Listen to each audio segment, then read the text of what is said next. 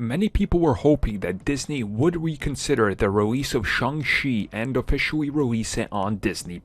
During their most recent investors call, Disney bosses revealed that's not the case. It is sticking to theaters exclusively, and it has a 45-day exclusivity window. Let's talk about why, according to Disney.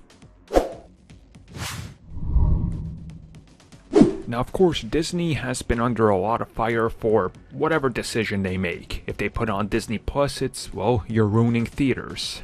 If they don't pay the stars because of contracts, which they should, they're ruining talent relations. If they pay the stars, well, what happens next? It's just a constant barrage of what are they doing? And this isn't just Disney. This is every studio. You look at Universal's choices, Paramount's, obviously WB's. The Suicide Squad is a prime example of what happens when a film is available everywhere. Now, we've seen with Black Widow, despite it making money, it didn't make as much as it could have when it comes to the actual box office. So when it comes to why they're deciding to not do anything with Shang-Chi besides put it in theaters, they said that it's essentially putting a stake in the ground with a film like Shang-Chi and Free Guy, because it's an interesting experiment for this film, and that this film is an interesting experiment for them considering what it deals with. I don't know what he means by that, but okay, that's a questionable choice of words I wouldn't have used. The Asians in movies are an experiment, but okay, sure, alright, Chapik, whatever, anyways, whatever.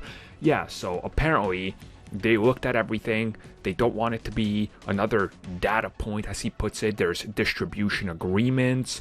There's things in place. There was already a lock-in for the 45-day window, which we know they started to work in once Disney Plus was made available.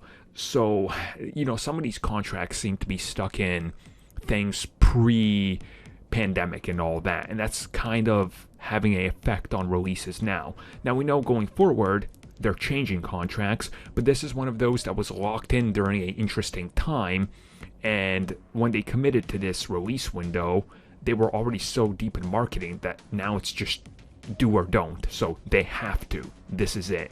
So I understand not doing it on Disney Plus. I understand the 45-day window, but I also believe that if the film doesn't do as good, they can bump that up, because financially they'll be able to argue why they need to. So it's going to be interesting to see how this, quote, interesting experiment, unquote, goes.